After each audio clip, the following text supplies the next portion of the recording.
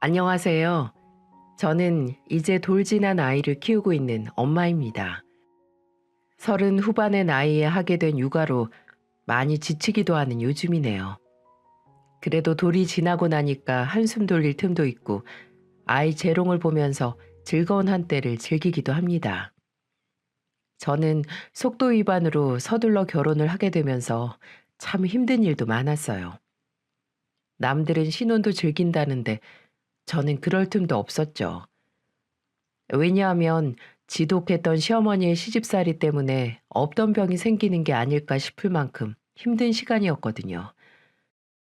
무당도 제 팔자는 못 바꾼다는 말 들어보셨나요? 자기 팔자대로 산다고 저는 결혼 전부터 시어머니께 미움만 받더니 아이 낳고도 진절머리 날 만큼 독한 시집살이를 겪었습니다. 종종 사연을 듣다 보면 결혼 전에는 괜찮았는데 결혼하고 나니까 변했다는 시어머니들 많이 보셨을 거예요. 하지만 저희 어머님은 결혼 전부터 대쪽 같은 분이셨죠. 그런데도 제가 왜 결혼했는지 궁금하시죠? 바로 저밖에 모르는 남편과 씩씩한 며느리라며 위해 주시는 아버님만 보고 했던 결혼이었어요. 저는 오늘 청양고추만큼 매웠던 시집살이를 이야기해 보려고 합니다. 지금도 저만 위해주는 남편을 처음 만난 건 친구의 소개로 만나게 됐어요. 주변 친구들도 대부분 결혼했을 나이쯤 되니까 급한 마음이 들더라고요. 급하게 먹으면 체한다는데 아무나 만날 수 있겠어요? 그래도 평소 저를 좋게 봐준 친구들 덕에 소개팅도 많이 했습니다. 그때 만나게 된 게 바로 남편이었죠. 나이가 들수록 저랑 딱 맞는 사람 찾기가 하늘의 별 따기만큼 힘들잖아요. 그런데 남편과 첫 만남 장소를 정하는 일부터 딱 맞았습니다. 저는 고기보다 회를 좋아하는 편인데 남편도 저와 같았던 거예요. 그래서 저희는 친구의 주선으로 짧게 연락하다가 퇴근 후 초밥집에서 만나기로 약속을 잡았습니다. 처음부터 잘 맞는다는 생각이 드니까 만남이 기대됐어요. 저는 일반 중소기업에서 생산직으로 일하고 있었는데 반차를 내고 나와서 예쁘게 단장도 하고 나갈 정도였어요. 그만큼 저와 잘 맞는 사람이라는 생각이 들었어요. 제 예상대로 남편은 저와 취향, 입맛, 성격까지 다 잘 맞았답니다. 남편이랑 초밥을 먹으면서 이야기를 하다 남편이 제게 이런 말을 하더군요. 정숙 씨는 성격이 활기차고 되게 밝으신 것 같아요. 여고생을 보고 있는 것 같아요. 정말요? 고등학교 선생님이셔서 그런가 좋은 점만 봐주시네요. 아니에요. 정말 명랑하고 좋으신 분이세요. 남편은 제게 밝은 사람 같다며 호감을 보였습니다. 고등학교 선생님이라길래 실제로 만나면 까다롭진 않을까 했는데 제가 상상했던 사람처럼 남편은 정말 좋은 사람이었어요. 그래서 저희는 첫 만남 이후로 자주 만나게 됐습니다. 연애 전에도 남편은 퇴근하고 제가 힘들까봐 늘 저희 동네로 와줬어요. 저는 미안한 마음에 남편에게 이런 말을 할 정도였습니다. 매번 저희 동네로 오시는 거 힘들지 않으세요? 다음에는 제가 영남시 동네로 갈게요. 퇴근하면 피곤하시잖아요. 제가 오는 게 더 낫죠. 그리고 정숙 씨 동네가 한적하고 걷기도 좋은 것 같아요. 결혼하면 이런 동네 살고 싶네요. 아이들 놀기 좋은 공원도 많고 좋아요. 저희 동네가 좋다고 말하던 남편이 결혼 이야기를 하자 괜히 설레더군요. 둘이 자주 만나다 보니까 호감도 쌓였고 게다가 나이가 있어서 진지한 만남을 생각하게 됐던 겁니다. 같이 먹는 밥정이 무섭다고 하죠. 남편과 저는 서로의 동네를 오고 가다 남편의 고백으로 연애를 시작하게 됐어요. 항상 저를 먼저 생각해주는 사람인데 제가 마다할 이유가 어딨겠어요? 그리고 남편과 있으면 가족처럼 편안한 느낌이 들 정도로 좋았어요. 그래서인지 둘이 계절별로 여행도 자주 다녔죠. 둘 다 활동적인 걸 좋아하다 보니까 국내에는 안 가본 여행지가 없을 정도였답니다. 그렇게 연애 1년 차쯤 됐을 때 1주년 여행을 가려는데 제가 몸이 좋지를 않았어요.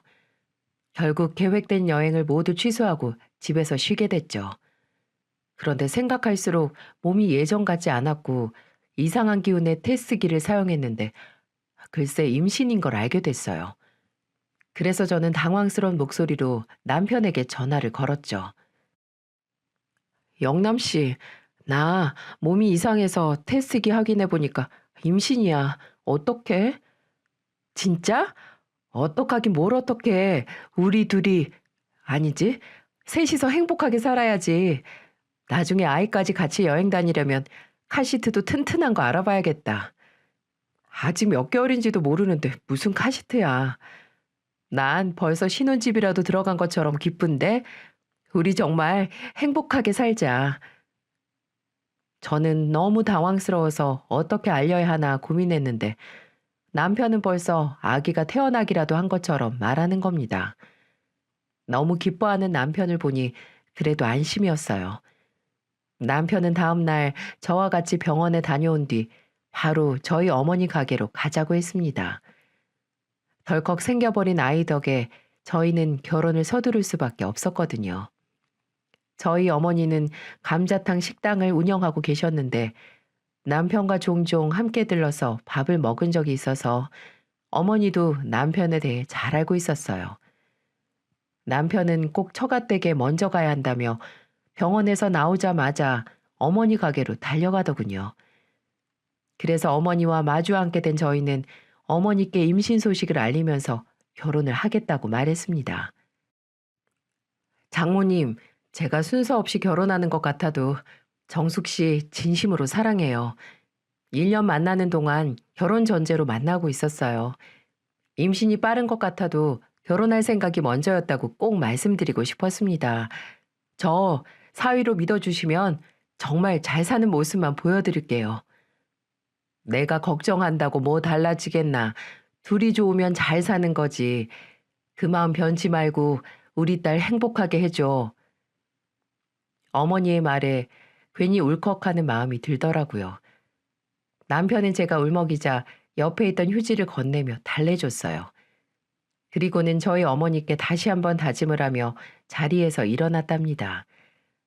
저는 어린 시절 아버지가 사고로 일찍 돌아가셔서 어머니와 둘이 살았어요. 그래서인지 결혼할 생각에 눈물이 앞섰나 봅니다. 그렇게 남편을 보내고 어머니와 둘이 집으로 돌아가는데 어머니가 제게 이런 말을 하더군요. 사람이 참 성실하고 좋네. 너한테도 잘해주니까 난 대찬성이야. 시댁들 집은 가본 거야? 아직 영남 씨가 꼭 우리 집부터 가야 한다고 해서 내일 가보려고. 갈 때 빈손으로 가지 말고 잘 챙겨가. 옷도 단정하게 입고 다녀와. 걱정 마. 내가 누구 딸인데 씩씩하게 다녀올게. 시댁을 가기 전 긴장했던 마음이 어머니와 대화를 하면서 많이 풀릴 수 있었습니다. 그래도 막상 다음 날이 되고 남편과 시댁에 가려니 떨리는 건 어쩔 수 없더라고요. 그동안 시아버지와는 우연한 기회로 통화도 몇 번 했던 적이 있었는데 시어머니는 한 번도 뵌 적이 없어서인지 더 떨렸습니다. 떨리는 마음을 겨우 억누르며 남편과 시댁으로 갔고 아버님께서는 인사하는 저를 환한 얼굴로 반겨주셨어요. 안녕하세요. 저는 김정숙이라고 합니다. 저번에 우리 통화한 적 있는데 기억나죠? 너무 궁금했는데 이렇게 만나네. 자, 어서 들어와요. 그럼요. 아버님, 이거 홍삼인데 아침마다 챙겨 드신다고 하셔서 사왔어요. 어머님도 영양제에 같이 들어있어요. 아버님은 선물을 받으시며 반겨주시는데 옆에 계시는 어머님의 표정은 어딘가 안 좋아 보였습니다. 뭐라도 훔치러 온 도둑을 보듯 경계한다는 생각까지 들었어요. 제가 인사를 해도 들은 척도 안 하시길래 저는 다시 한번 씩씩하게 인사를 드렸죠. 어머님, 안녕하세요. 김정숙이라고 해요. 누가 어머님이에요? 난 며느리 볼 생각이 없는데. 갑작스런 어머님의 반응에 저는 당황하고 말았어요. 그때 옆에 계시던 아버님께서 어머님을 보며 말씀하셨어요. 그 얘기 하지 말라고 했지? 예비 며느리 왔으면 잘 인사해야지. 왜 다 끝난 얘기로 분위기를 망쳐? 눈으로 보니까 내가 더 기가 막혀서 그래 아주. 당신 그럴 거면 집에서 나가. 아버님은 어머님께 으름장을 놓으셨고 어머님은 그제야 자리를 잡고 앉으시더군요. 당황스럽고 조금 황당했는데 아버님이 저에게 미안하다며 사과를 하셨습니다. 저는 입으로는 아버님께 괜찮다고 말했지만 어머님의 차가운 말에 긴장할 수밖에 없었어요. 남편도 제 손을 잡아주며 다독여줬고 아버님은 어서 앉아서 밥 먹으라며 부르셨어요. 어머님은 저를 여전히 노려보시고 아버님은 저를 웃으며 불러주시는데 정말 몸둘 바를 모르겠더군요. 그날 제가 먹은 밥은 다 눈칫밥이었습니다. 어머님께서는 제가 뭘 어떻게 먹는지 지켜보고 계셨고 저는 밥을 먹다가도 어머님이랑 수백 번도 넘게 눈을 마주치게 됐어요. 이런 상황에 밥이 목구멍으로 편히 넘어가겠습니까? 겨우 밥을 다 먹었는데 저를 기다리고 있던 건 이뿐만이 아니었어요. 저녁을 다 먹고 거실에 다 같이 앉아 있었는데 아버님이 남편에게 이런 말씀을 하셨어요. 요즘 예식장 예약 잡는 거 힘들다는데 빨리 알아봐야 되는 거 아니니? 안 그래도 내일부터 가보려고요. 우리 며느리 드레스도 예쁘고 마음에 드는 걸로 잘 골라야 할 텐데. 저는 아버님의 말에 수줍게 웃었습니다. 그런데 어머님은 화를 내며 소리치셨어요. 나 아무리 생각해도 이 결혼 절대 허락 못해. 우리 아들 잘 키워서 저런 반란까지 내한테 보내려고 키운 거 아니라고. 어머님이 갑자기 소리를 지르는 바람에 놀랐던 것도 잠시 저에게 하는 소리를 들으니 기가 막히더라고요. 손뼉도 마주쳐야 소리가 나는 거 아닌가요? 이런 제 마음을 잊기라도 한 듯 아버님이 곧바로 한 말씀 하셨습니다. 대체 당신 눈에 차는 며느리가 있기는 한 거야? 우리 아들이 어련히 좋은 여자 만났을까 봐. 그리고 지난번에 당신 아프다고 했을 때 우리 며느리가 보약도 지어 보냈잖아. 잘만 먹어놓고 이제 와서 오리발이야? 모르고 먹은 거지. 난 반대야. 이 결혼 절대 못해. 그럼 당신이 나가서 생활비 벌어와. 평생 아들 데리고 살 거라며? 나는 그 돈 절대 못 줘. 내 돈으로 며느리, 아들 결혼 준비는 해줄 수 있어도 당신이 집에서 똥꼬집 부리면서 쓰는 돈은 절대 못 줘. 앞으로 계모임도 당신이 알바해서 가. 아버님의 단호한 태도에 어머님은 결국 백기를 드셨습니다. 나중에 들은 이야기는 이랬어요. 그동안 어머님은 가정주부로만 지내셨는데 사기를 당해서 여러 번 큰 돈을 날리셨다고 했습니다. 그래서 경제권은 아버님이 가지고 계셨고 어머님은 아버님 말에 따를 수밖에 없던 거였죠. 게다가 사기로 돈을 날린 전력이 있던 어머님보다는 경제권을 가지고 있는 아버님이 더 파워가 센 것 같더군요. 그래서 제 결혼도 어머님 혼자 유일하게 반대하셨지만 아버님께서 적극적으로 밀어주신 덕분에 할 수 있던 거였습니다. 며느리 사랑은 시아버지가 한다는 말이 이런 거구나 싶더군요. 저는 결국 시어머니만 빼고 모두가 축복해주는 결혼을 할 수 있었던 거예요. 이 상황에 결혼을 했으니 시어머니가 어떻게 했을지 감이 오지 않으시나요? 처음 보자마자 쓴소리를 내뱉는 건 시작에 불과할 정도로 결혼 후부터 시어머니와의 전쟁이 시작됐답니다. 신혼집은 시댁과 차로 10분 거리가 걸리는 가까운 거리였어요. 그래서인지 어머님은 불쑥 전화해서 저보고 오라고 불렀던 적이 있었습니다. 마침 병원을 다녀온 뒤 집에 있을 때라 안 갈 수도 없어서 갔더니 글쎄 저보고 뭐라고 하셨는 줄 아세요? 문을 열고 들어갔는데 어머님은 제게 빨래를 던지며 말씀하셨어요. 가까이 살면 시댁에 와서 빨래도 하고 청소도 좀 해야지. 이런 게 며느리 기본이라는 거야. 손빨래부터 시작해. 볕 좋을 때 널어서 말려놓게. 아니, 며느리가 집안의 종인가요? 살다 살다 시댁 청소가 기본이라는 말은 난생 처음 들어봤어요. 그래서 저는 어머니께 이렇게 말씀드렸죠. 손빨래요? 이 옷을 다 손빨래를 어떻게 해요? 제가 홀몸도 아니고.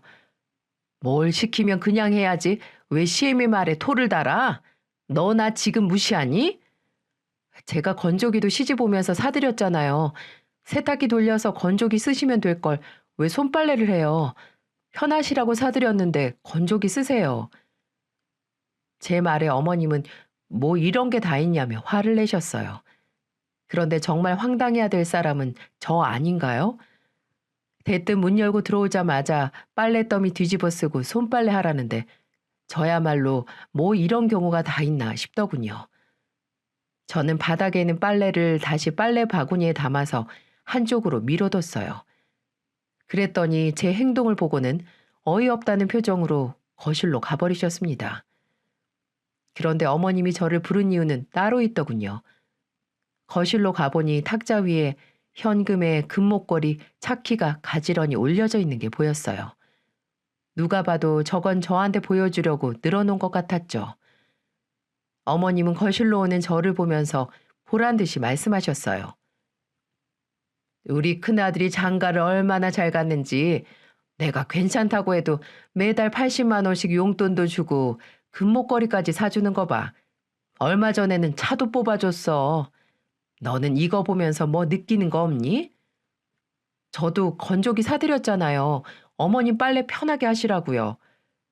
에휴, 그건 당연한 거고 넌 나한테 얼마나 챙겨줄 수 있는지 한번 말해봐.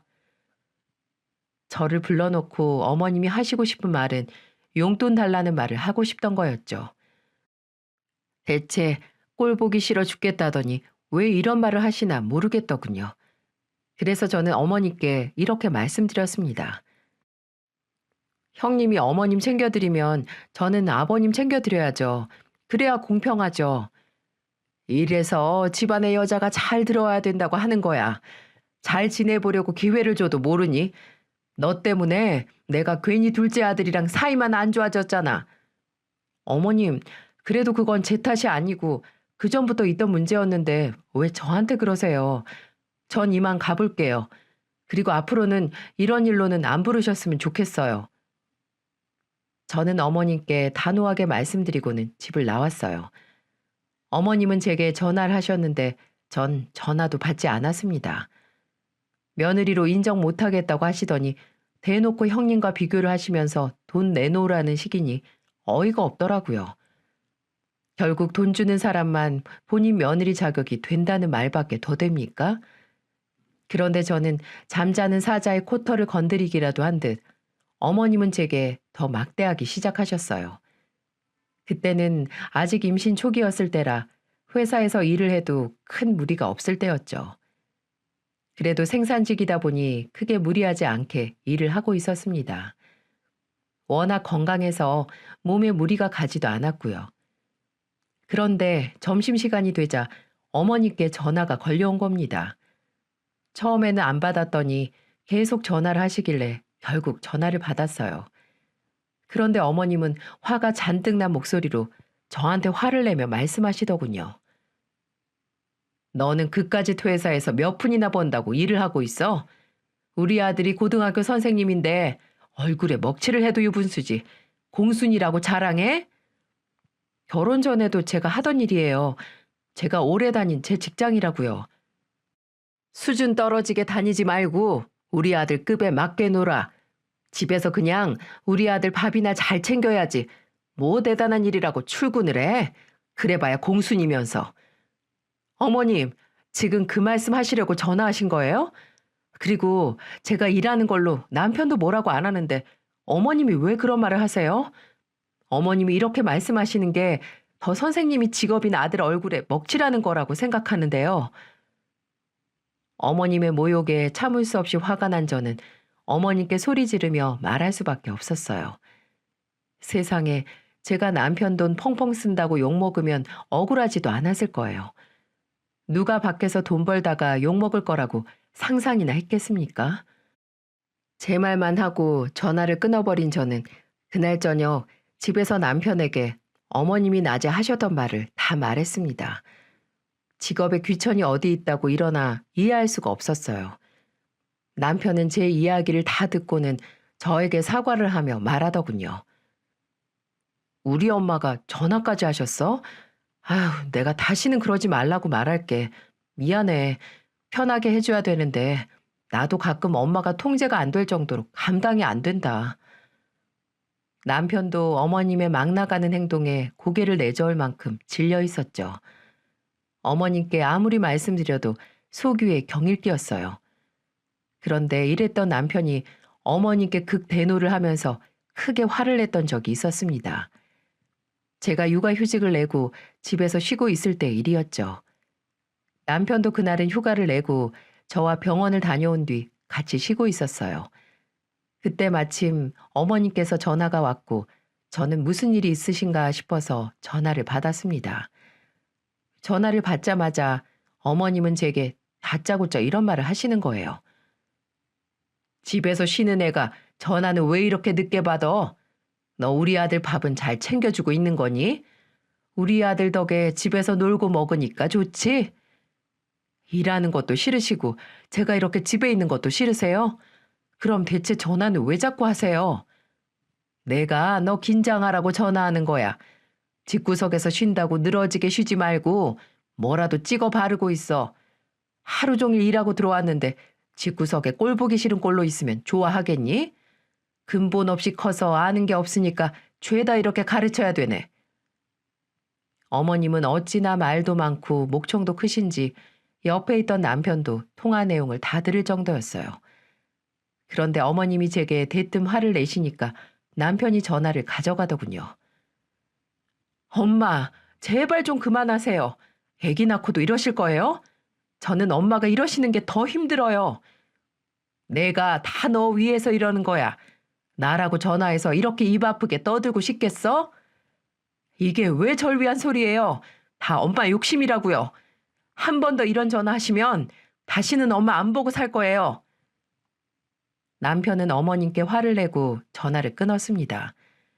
그동안 남편도 어머님과 제 사이에서 많은 노력을 했었는데 옆에서 직접 들으니까 직접 나섰던 거죠.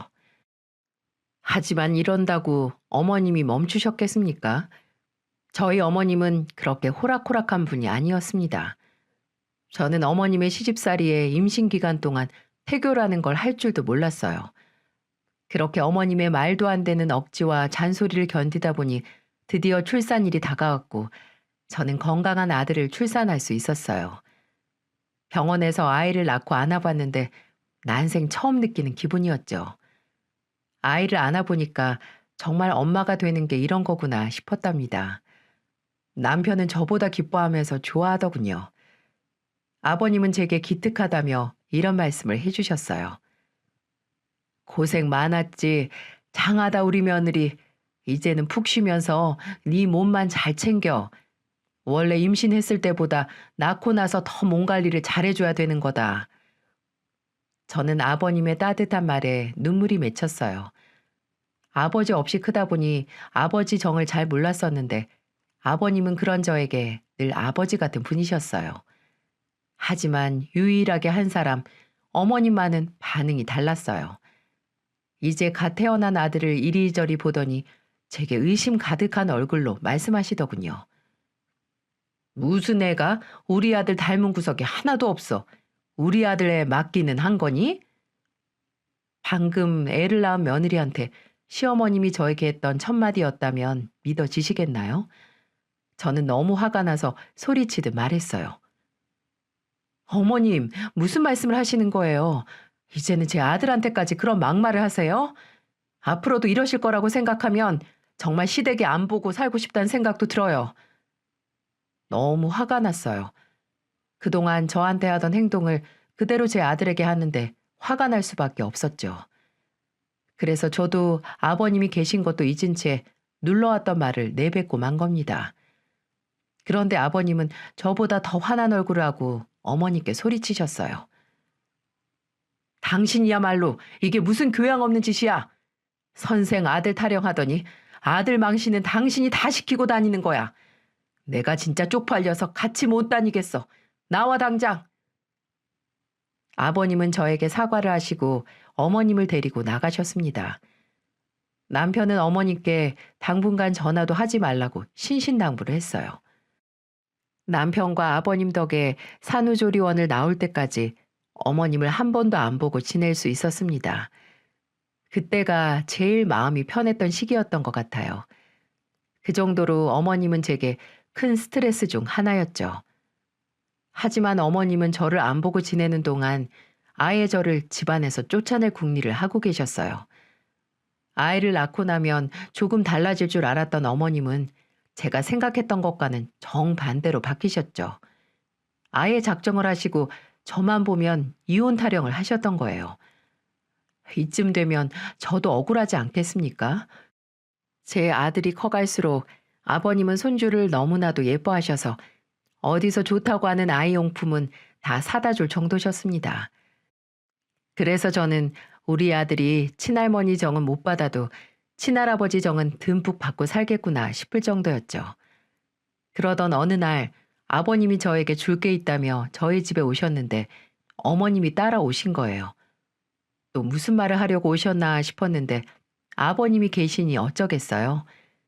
그리고 아버님이 계시니까 어머님도 심한 막말을 못하겠구나 싶었어요. 그런데 어머님은 교묘하게 저를 쪼듯이 말을 하시는 겁니다.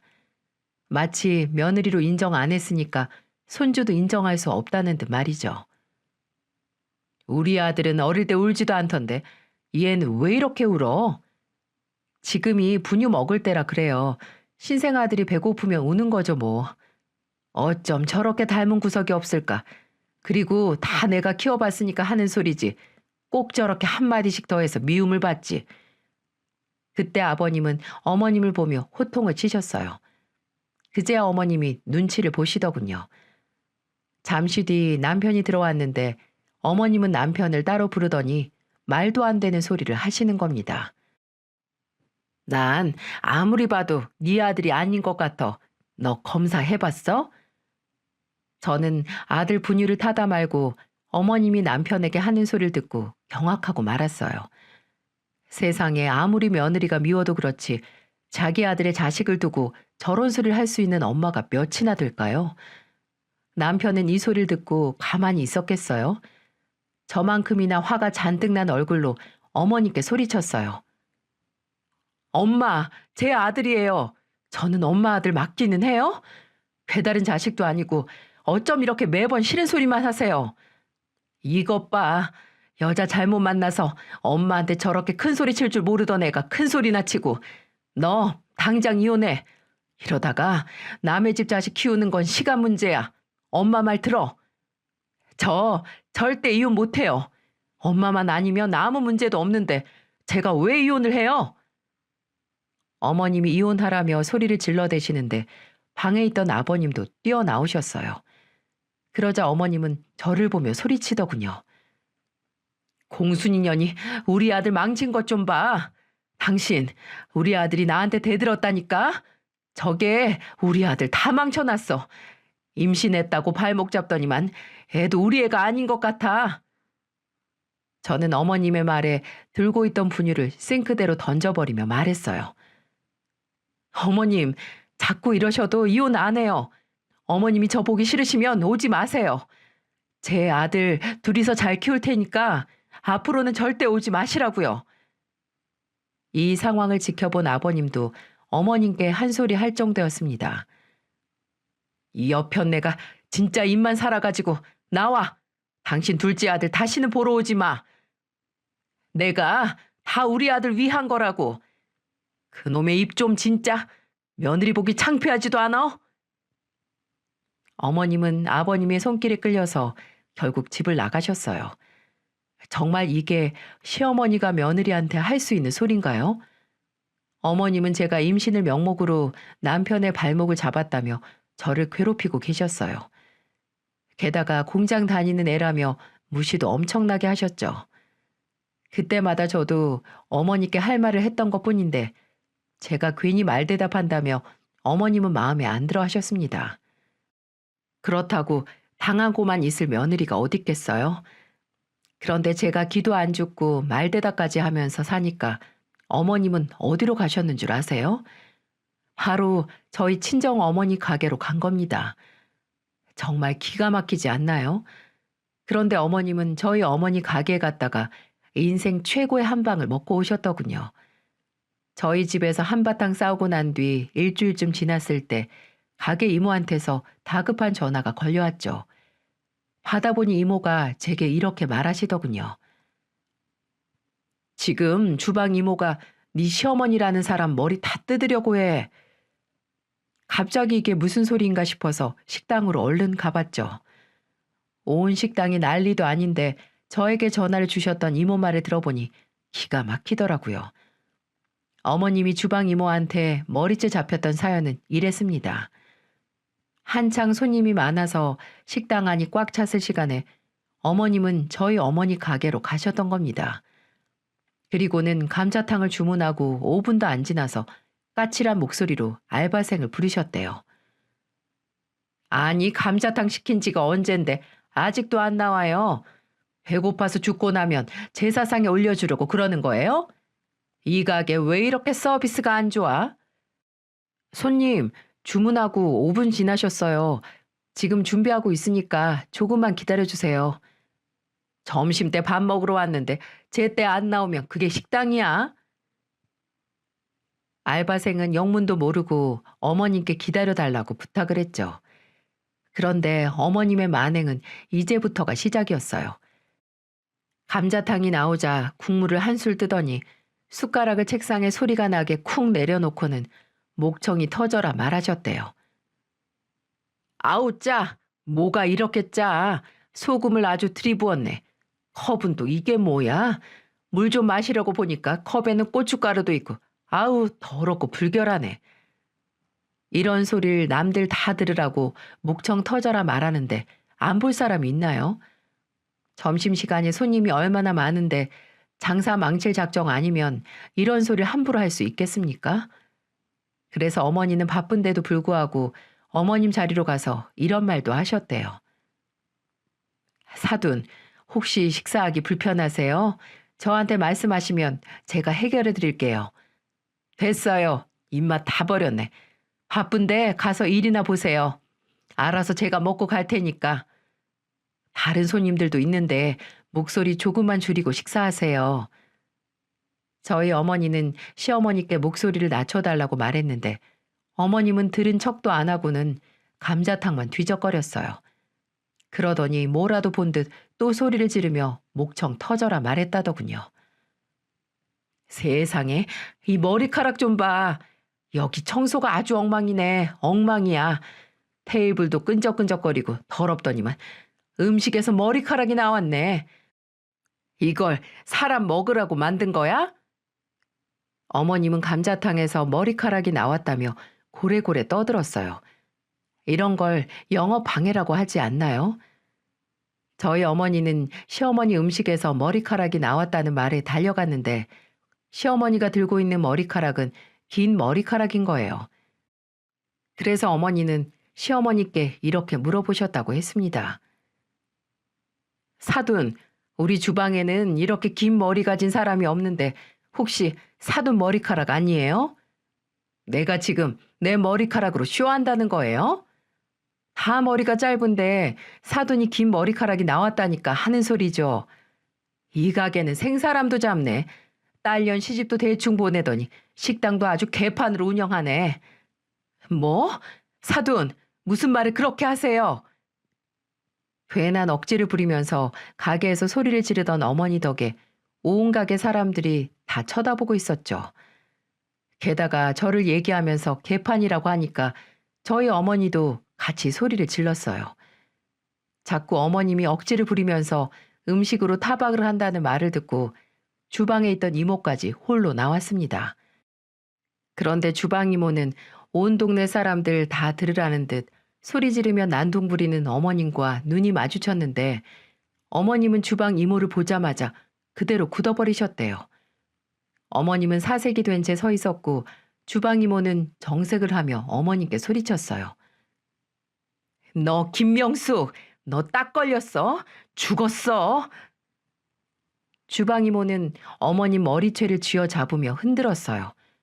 얼마나 세게 잡았는지 어머님은 쉴 새 없이 소리를 지르셨는데 아랑곳 않고 주방 이모는 이렇게 말씀하셨다고 했습니다. 내 1,000만 원 들고 튀더니 이렇게 살고 있었냐? 먹고 살기 힘들다더니연 대출까지 받아서 도와줬더니 도망쳤지 너? 내가 너 때문에 가족들한테 얼굴도 제대로 못 들고 살았어. 아, 아유, 다 지난 일로 왜 이제 난리야? 1,000만 원 그깟 거 가지고. 뭐 그깟 거? 너 그 돈 없어서 빌빌 기었잖아. 내가 그 돈 반드시 받아낼 거야 너. 알고 보니까 시어머니와 주방 이모는 과거의 친구 사이였대요. 그 당시 시어머님은 집안 사정이 어려워서 여기저기 돈을 빌리고 있었다고 했습니다. 그때 유일하게 도와준 사람이 바로 주방 이모였던 거예요. 이모도 형편이 좋지 않았는데 가족한테 대출까지 받아서 도와줬던 거랍니다. 그런데 물에 빠진 사람 건져놨더니 저희 어머님은 글쎄 그 1,000만 원을 들고 말도 없이 도망가신 거 있죠? 세상에 이런 사람을 친구라고 도와줬던 이모는 가족들한테도 욕도 많이 먹고 한동안 마음고생이 심할 정도였다고 하시더군요. 그래서 주방 이모는 시어머님을 보자마자 온 힘을 다해서 머리채를 잡았던 겁니다. 전화를 받고 달려간 식당은 그야말로 아수라장이었어요. 저는 오는 길에 아버님께 전화를 드렸고 아버님도 결국 저희 어머니 식당으로 달려오셨습니다. 저와 비슷한 타이밍에 도착하신 아버님을 본 어머님은 아버님 뒤로 숨으며 말씀하셨어요. 여보, 나 너무 억울해. 이 집 구석 수준 좀 보라니까. 조용히 못해? 사돈 보기 창피하지도 않아? 아버님은 어머님께 호통을 치셨고 어머님은 뭐가 그렇게 억울한지 목 놓아 우셨어요. 주방 이모는 아버님을 보며 말했습니다. 당신 마누라 젊을 때 나한테 1,000만 원 받고 날랐어요. 죽을 것처럼 빌길래 없는 돈 대출까지 해서 빌려줬더니 휜년이 전년이라고. 그때 가족들 눈치 보면서 밤낮으로 일해서 내가 갚았어 그 돈. 그러니까 지금이라도 당장 내놓으라고 내 돈. 저희 어머니는 주방 이모와 시어머니의 싸움을 보며 혀를 끌끌 차셨습니다. 그날 어머님은 가게에서 돈을 갚겠다는 각서를 쓰고 나서야 식당을 나올 수 있었어요. 아버님께서는 어머님이 소리를 지르고 소란을 피워서 죄송하다며 저희 어머니께 사과까지 하고 나와야만 했습니다. 이런 게 정말 남편 얼굴에 먹칠하는 거 아닌가요? 그런데 정말 의문인 게 대체 왜 저희 어머니 식당까지 뒤엎었는지 이해가 안 가더라고요. 하지만 이 의문은 집에 오자마자 풀렸어요. 아버님은 왜 거기까지 갔냐며 소리를 치셨고 어머님은 억울하다는 듯 말씀하셨어요. 내가 저 공순이 며느리 집에서 쫓아내려고 그랬다. 왜? 혹 데려갔다가 혹 붙이고 와서 짜증나 죽겠는데 우리 아들 선자리도 날아간 마당에 우라통 터져서 환장하겠다고. 결혼한 아들 선자리를 왜 알아봐? 당신 정말 미쳤어? 쟤네 둘 이혼만 시키면 우리 아들 더 좋은 집에 새장가 보내야지. 허접한 감자탕집 말고 더 대단한 집으로 장가 보내야 잘 살지. 저는 어머님의 말을 듣고 기절하는 줄 알았어요. 아이까지 낳고 살고 있는 아들 선자리 알아보는 엄마가 바로 저희 시어머니셨습니다. 듣고 보니까 어머니 계모임에서 남편에게 어울릴 만한 선자리를 알게 된 거죠. 그래서 제 남편에게 소개시켜주고 싶어서 2주 만에 이혼을 시키겠다고 하셨대요. 그런데 저랑 남편이 절대 이혼 안 하겠다고 하니까 저희 어머니를 협박하려고 가게까지 찾아갔던 겁니다. 이 상황이 이해가 가시나요? 저는 아들을 낳고 키우고 있지만 아직도 어머님 행동이 이해가 안 가네요. 이런 걸 아들을 위한 거라고 할 수 있나요? 저는 너무 화가 나서 어머님께 말했어요. 어머님, 저 앞으로 시어머니라고 부르지도 않을 거예요. 이 정도로 절 싫어하시는데 저도 그럼 어머님으로 인정 안 하고 남남처럼 사는 게 차라리 속 편하겠네요. 제가 이렇게 말하자 어머님은 또 말대답하는 거 보라며 억지를 쓰셨고 아버님은 큰 결심을 한 표정으로 어머니께 말씀하셨어요. 당신 앞으로 생활비 혼자 벌어다 써. 그리고 오늘 당신 친구 빚도 직접 벌어. 마트 가서 계산을 하던지 제주껏 돈 벌어봐 어디. 돈 무서운 줄 모르고 사람 귀한 줄 모르는데 내가 당신 사고 치면 수습해주는 사람이야? 내일부터 당장 나가서 벌어와. 그리고 한 번만 더 우리 며느리한테 이혼이니 뭐니 하면 당신 나랑 먼저 이혼이야. 아버님은 결국 어머님께 최후 통첩을 날리셨어요. 어머님은 끝까지 억울하다고 하셨지만 아버님은 흔들리지 않으셨죠. 어찌나 제 속이 시원하던지 그날 이후로 어머님은 저에게 개인적으로 전화도 못 하시네요. 남편도 어머님의 만행을 듣고는 화가 잔뜩 나서 아예 시댁 근처도 안 갈 정도입니다. 지금도 이때만 생각하면 소름이 돋을 만큼 어머님이 미운데 가끔 소식 들어보면 고생하고 계신 것 같더라고요. 아버님이 모든 생활비 카드를 다 끊으셨고 형님께도 일체 도와주지 말라고 하셨다고 하네요. 그래서 어머님은 요즘 알바도 하시고 집안일도 하시면서 바쁘게 지내세요. 그리고 매달 분할로 주방 이모한테 빚도 갖고 계셔서 다른 생각할 틈이 없으신 것 같았습니다. 저는 어머님이 자기 꾀에 자기가 걸려 넘어진 거라고 생각해요. 스스로는 생각도 안 해보고 다른 사람 흠만 깎아내리던 어머님은 요즘 저만 보면 이런 소리를 하십니다. 네가 날 용서해줘야 우리 남편이 나 다시 생활비도 준다는데 나 좀 용서해줘. 나 명절에도 너 손 하나 못 움직이게 나 혼자서 다 했잖아. 그때 고생한 거 생각해서라도 한 번만 봐줘. 무슨 용서를 고생한 걸 보고 해요, 어머니. 저한테 어머님은 전혀 미안해하지 않으시잖아요.